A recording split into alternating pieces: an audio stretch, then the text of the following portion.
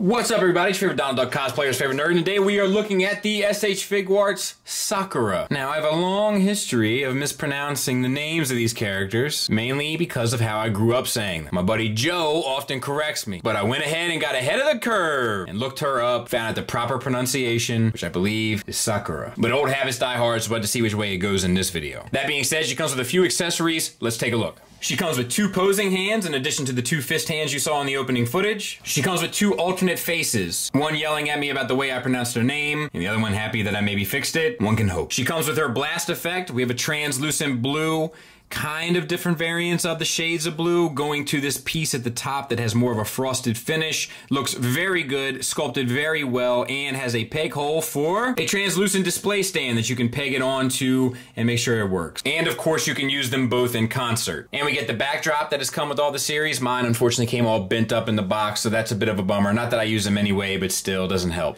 All right, let's take a look at the figure. So the head, sculpted well. They all have a little bit more of an anime kind of cartoony look than, say, the Storm Collectibles, but this is staying true to form and looks good. There's shading in the hair from the brown to black, and then the eyes are painted crisply, the mouth is painted, and then we have a ball-hinged bit of business here in the back. I'm not sure why they didn't just make it peg in. I guess you get a little bit extra here and there, but I'm not sure if it was needed. It's a really tight joint though, so be careful when you're moving it, but you can get it posed. Looks good.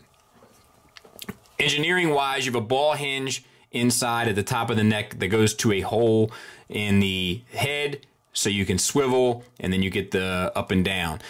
The whole neck piece is then connected down into the chest on another ball peg, so utilizing both, you can get the head further down or up, a little side-to-side action. You don't get a whole lot out of this lower one, but it does make it even, you know, that much nicer, so I'm good with that. Let's see. So we have this piece, and then we have the chest piece, and I'm not sure I totally understand it, to be honest with you. I'm guessing it's for... This is a softer plastic, so you can get a little bit more range, and it goes around this harder shell, and the shell just encompasses the engineering. So I'm guessing that's why they did it. It's a, I think it's a double at the abdomen into the upper chest, and then a lower from the lower abdomen into the pelvis. Utilizing both, you can get her all the way over to there, back, side to side, swivel, etc., no problem. Like I said, this front flap is all a softer plastic, so her little Donald Duck suit will get out of the way a bit, and then it's painted extremely sharp. All the painting on here is beautiful. Top tier. No issue whatsoever. So, we got ball hinge shoulders that go to a ball peg inside of the chest. They get you a little shy of straight out to the side. You can swivel them. You get an additional swivel at the bicep. You get the rotation around, obviously. You have a single ball hinge for the elbow, and then the wrists are on ball hinges that peg in at both sides, so you get the in-out or swivel it back around and get the up-down, so to speak.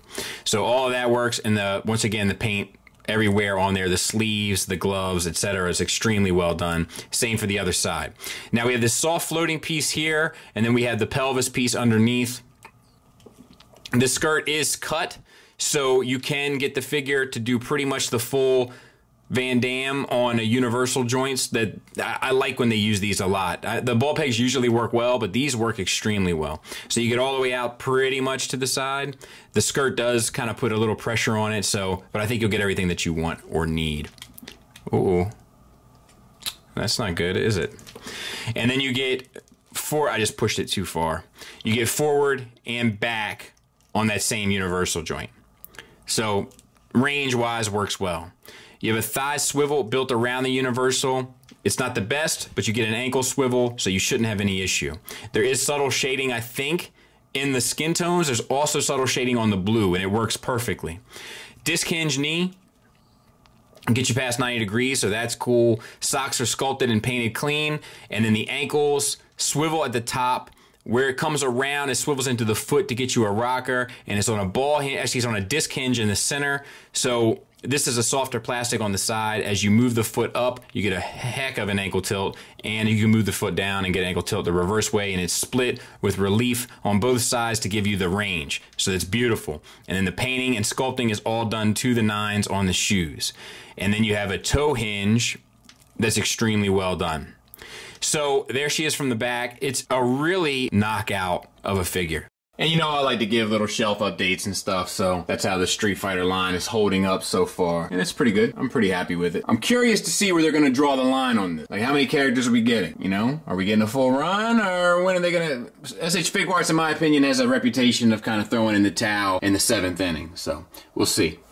Final thoughts wise, my negatives are very few. I can't really give that universal joint any gripe because it was me that pushed it to the edge of the limits there, so that's on me, and it just popped back on, so no issue. I did have to add a little bit of an extra oomph off camera, but it was good to go, and it was definitely my fault. I probably would have liked some more hand options, so to speak, but that's really it. I don't really have a whole lot of complaints about this. And I just thought of one more negative, so I'm gonna throw it in here. I've had it with these. Get rid of them. I thought they were kind of charming at first. I'm over it. Give me some extra hands or save me a couple dollars, but get them out of here. Other than that, this is probably the best one in the line. Sculpt, materials, build, articulation, presence, ability. Like, it's a top tier figure. It's painted beautifully, extremely well done. One of my best purchases of the year, honestly, objectively. Now, this character isn't in my top 10 Street Fighter characters, but they really killed this one. Like, they did a great job. This is a tremendous offering. So if you're into the line, it's a strong recommend for me. If you've gone the storm route, I understand that as well. But if you're on the fence, I guess it's you I'm talking to. It's a great figure. Thanks for listening. Thanks for watching. Until next time, take care.